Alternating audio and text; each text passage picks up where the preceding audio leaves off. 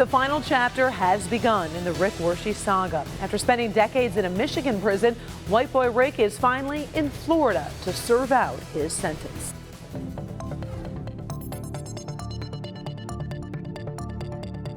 After a journey that took almost a month, Rick Wershe is in a Florida prison facility tonight. Here's why it took so long to get there. He started at the Oaks Correctional Facility in Manistee. From there, went to the state prison in Milan.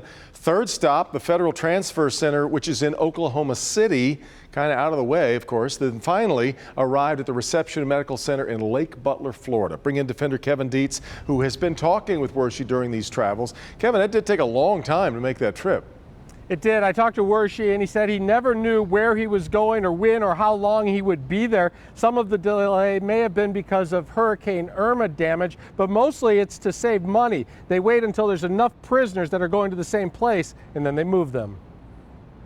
Rick Wershe is finally in Florida. He left Oaks Correctional Facility in northern Michigan almost a month ago on August 22nd and just now checked into Florida Department of Corrections Reception and Medical Center in Lake Butler.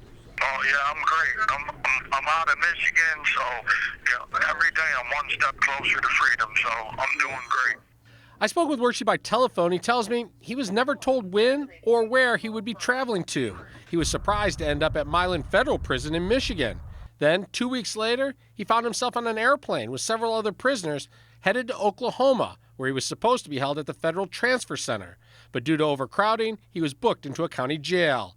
12 days later, he was on the move, this time to Florida. Officials won't say if Hurricane Irma delayed the trip, and it's not been determined which Florida prison Wershe will be assigned to once he clears medical tests. Wershe was paroled in Michigan after serving 29 years as a juvenile drug offender, breaking all records for length of incarceration in Michigan for a nonviolent juvenile offender. He's in Florida doing time for his part in a car theft ring he participated in from behind bars 11 years ago. Wershe says he looks forward to his release from Florida and appreciates all the support. There's so many good people in the world that do care and think that I deserve a second chance and want to help me succeed in the second part of my life.